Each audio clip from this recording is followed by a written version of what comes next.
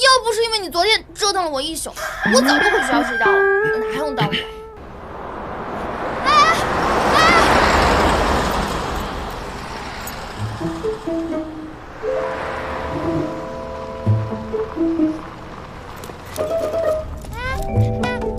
小张哥，别理他，继续看。小张哥，好。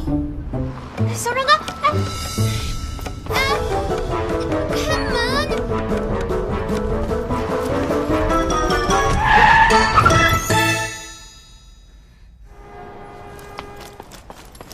能不能有点常识，有点底线啊？交通规则会不会遵守？能不能送我去学校？很近的。根据协议第30条，乙方不得给甲方增加协议规定以外的麻烦。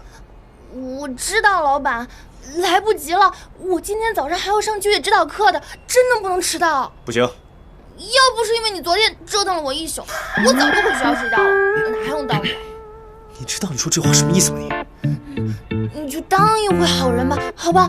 我以后绝对不会找你，也不会给你惹麻烦的，我保证。不行。你要不送我，我是不会让你走的。上车。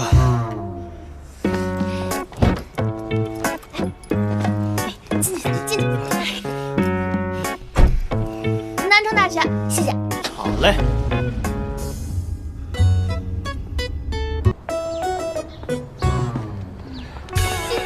亲，一夜未归，原来又是去泡帅哥了。你别说了，我现在只想睡觉。你昨晚到底干什么去了？快让我们这些单身狗感受一下爱情的小火花。你说呀，我都不行了。那不是？哇，好帅啊！真好帅啊！真的是他！哇！你包落车里了。书包，昨晚真的去他家了，原来是真的！哇塞！我觉得。你们好，我是周建清的未婚夫。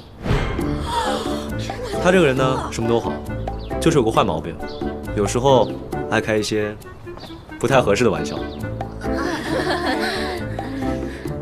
是，我经常嘴上关不住，大家别当真。借用他2分钟。我他什么都没跟我说。干嘛跟他们说你是我未婚夫啊？难道我就任由你在外面胡乱诋毁我？行吧，我们俩扯平了。我先去上课了，以后没事别来我们学校。等一下，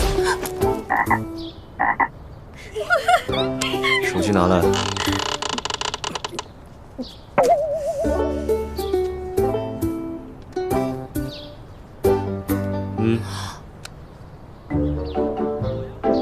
有必要这么严谨吗？